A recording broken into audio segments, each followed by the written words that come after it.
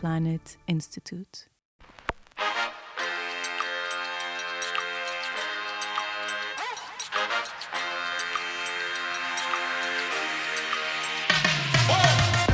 Hello, and welcome to R&D Unplugged, a podcast from the Learning Planet Institute dedicated to discussing with researchers on the impact of their work in a simple way.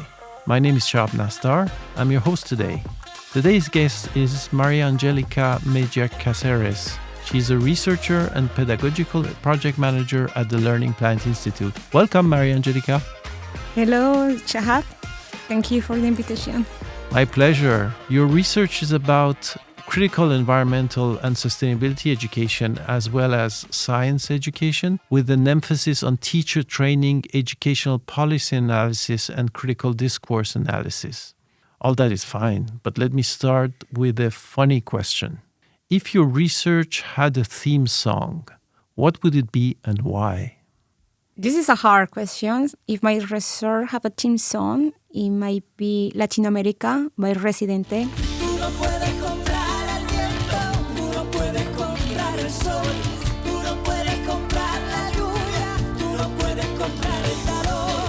Why?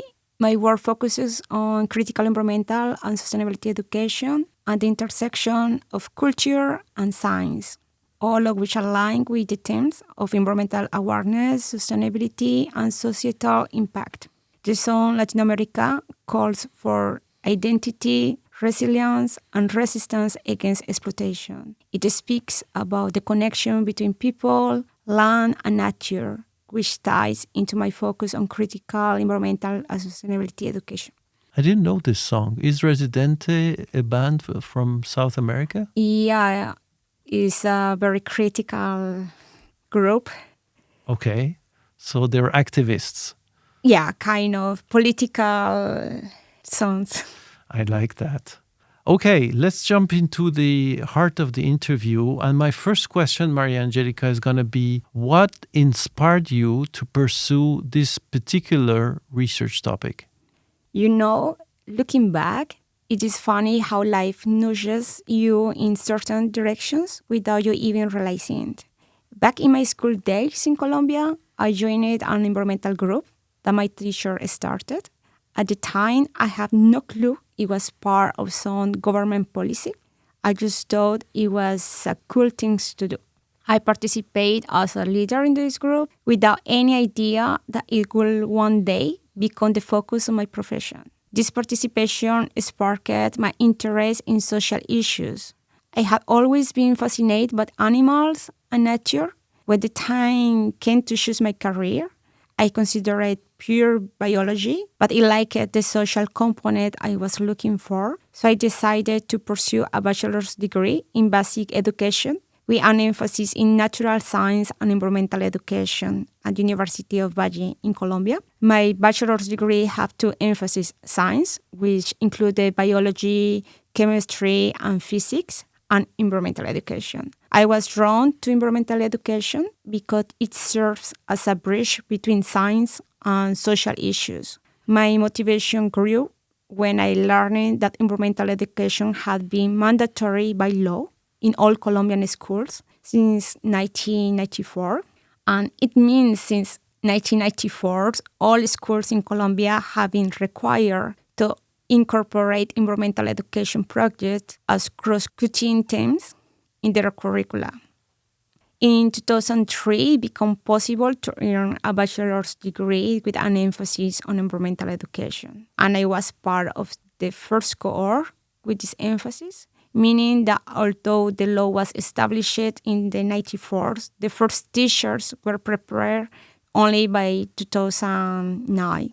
The ironic that the mandate came first, and only later did they consider how it could be implemented and whether the responsible individuals were prepared. It is similar to the current situation in France with the user report. First, there is a mandate that all university programs must teach about ecological transition without considering how this will be achieved or if the teachers are training for it. Wow, I didn't know that. So it's been over 30 years that all Colombian schools are required to incorporate environmental education projects. That's quite some time ago, and Colombia is probably a pioneer in that domain. Let me get to the next question. How does your research contribute to the issues that the world is facing today? So my research is deeply rooted in a traditive framework encompassing the self, society, and environment, often referred to as the oikos, or in simple words, our house. This holistic approach guides my efforts to address global challenges through critical environmental education. So about the personal level, embracing aesthetic and emotional dimensions, I believe that education transcends the mere transmissions of knowledge. It is an art form that engages the whole person. In my teaching and in my research, I challenge traditional methodologies by incorporating aesthetics, emotions, and recognizing that ideologies are part of the classroom of research communities. This approach fosters a learning environment where students feel connected to their reality, encouraging them to reflect on their own belief and experience. By doing so, I aim to cultivate critical thinkers who are not only informed but also emotionally invested in societal and environmental issues. At social level, empowering agency and critical consciousness, the world faces complex and multifaceted problems that require collective action. Through critical thinking, I strive to empower teachers in training and students to recognize their own agency and causal powers, understanding that they have the capacity to effect change. Individuals can choose to either reinforce existing power structures or challenge them. My work emphasizes the importance of critical thinking and self-awareness, enabling educators and learners to consciously decide their roles in societal transformation. This perspective is crucial for developing more effective and equitable environmental policies worldwide, for example. And at the environmental level, advocating for socio-environmental justice, recognizing the interconnectedness of all life forms. My research extends beyond conservation to address socio-environmental justice. I advocate for an educational discourse that highlights the relationship between ecological health and social equity, by examining how environmental degradation disproportionately affects marginalized communities. I aim to foster a sense of global responsibility and justice. This approach encourages learners to consider not only the preservation of nature, but also the well-being of all inhabitants of our shared planet. In summary, my work integrates personal reflection, social empowerment, and environmental advocacy to address the pressing issues of our time. By fostering critical consciousness and emphasizing interconnectedness, I aspire to contribute to a more just and sustainable world. Wow, that's very impressive. And it's indeed a very current issues that the world is facing that your research is focusing on. But I'm wondering, what are some of the key findings from your research? Can you spell them out for us? Based on my research, I have identified 5 key insights that broadly shape my perspective on environmental or sustainability education. The first insight, I have found that the language used in environmental and sustainability education policies often reflects dominant neoliberal agendas. This tends to marginalize alternative, locally grounded perspective, highlighting a disconnect between policy and the diverse realities of communities. Recognizing this gap is crucial for developing more equitable and transformative educational practices. The second insight, I consider that effective environmental education goes beyond simply conveying scientific facts. By integrating aesthetic, emotional, and cultural dimensions into teaching, we can make socio-environmental topics more relatable and engaging. This humanizing approach not only deepens students' understanding, but also empowers them to see themselves as active agents of change. The third insight, my work emphasizes that environmental and sustainability education should be viewed as a holistic process. I'd advocate for a traditive framework that connects the personal reflection, social agency, and environmental stewardship. This perspective helps to understand how our internal beliefs, social interactions, and our relationship with nature are all interconnected and vital to fostering sustainable change. The fourth insight, I have observed that traditional teacher education often lack critical and emancipatory elements. There is a strong need to train educators who are not only well-versed in scientific content, but who also understand the socio-cultural dimensions of environmental issues. Equipping teachers with a critical and culturally sensitive approach is essential for addressing complex socio-environmental challenges. The fifth insight, also the last one, I emphasize the importance of incorporating diverse cultural narrative and language into environmental and sustainability education. This approach challenges the dominance of Western-centric perspective and enriches the learning experience, ensuring that education is responsive to the unique needs and contexts of all communities. These five insights remind us that education and research are far from neutral processes.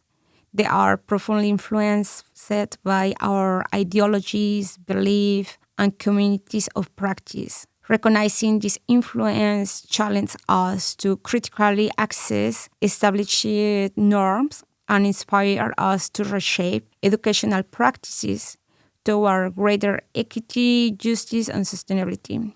So together, these five insights underscore the necessity of bridging research, policy, and practice to create educational environments that are critical, inclusive, and capable of inspiring meaningful change on both local and global scales. Super interesting. Thanks a lot for those 5 insights. Let's get more specific. Do you have any story that you can share with us in which your research impacted someone's life? Yeah.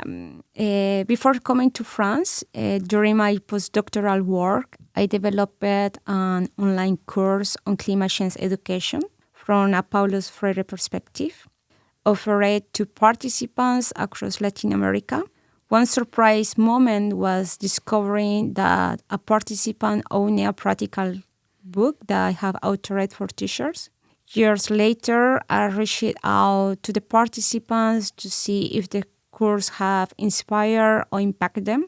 A participant from Bolivia shared that motivated by the course, she engaged in research on urban biological corridors at the Universidad Mayor de San Simón y Conchamba, Bolivia. She supervised 3 theses on this topic, emphasizing the urgency of action and raising students' awareness. Together with the students, she collaborated with the Esquilán Grande community to develop educational proposals.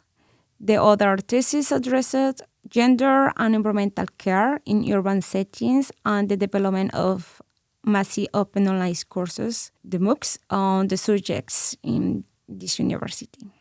That's a great story. It's serious impact indeed. Now, let's pretend I'm very young, which I'm not, 20 years old, and I want to change the world. Why should I engage in research?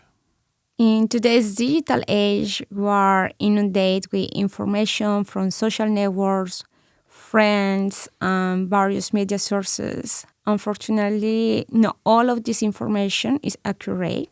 Some are fake news, science denial, or intentionally misleading content. This constant exposure can manipulate us, often without our conscious awareness. Engaging in research is a powerful antidote to this information overload. It cultivates critical thinking skills, enabling you to analyze, evaluate, and interpret information objectively and rationally. This process involves questioning assumptions, seeking evidence, and considering multiple perspectives before forming conclusions. By developing these skills, you become more adept at discerning credible information from misinformation, thereby reducing the influence of fake news and enhancing your ability to make informed decisions.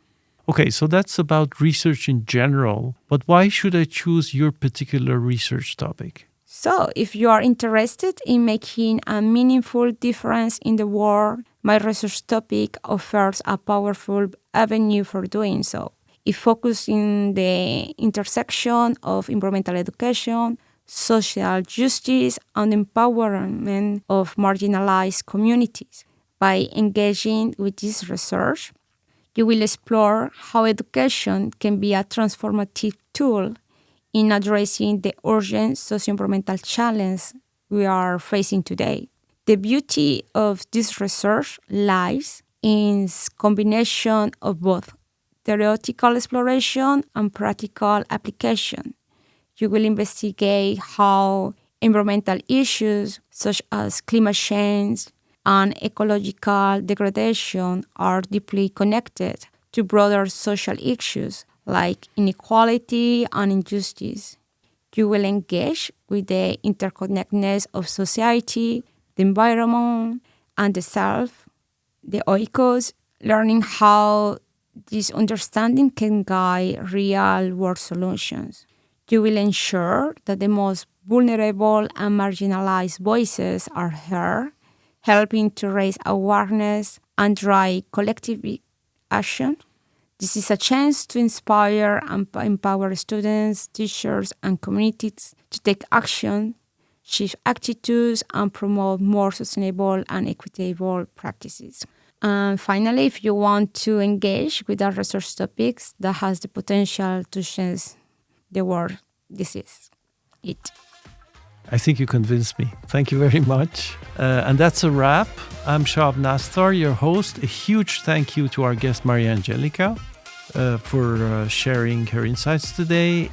Also, a big thank you to our listeners who joined for today's episode.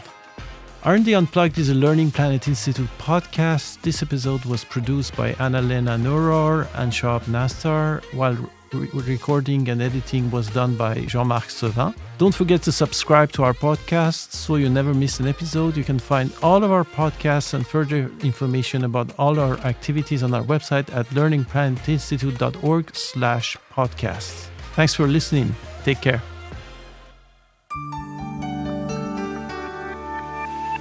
Learning Planet Institute.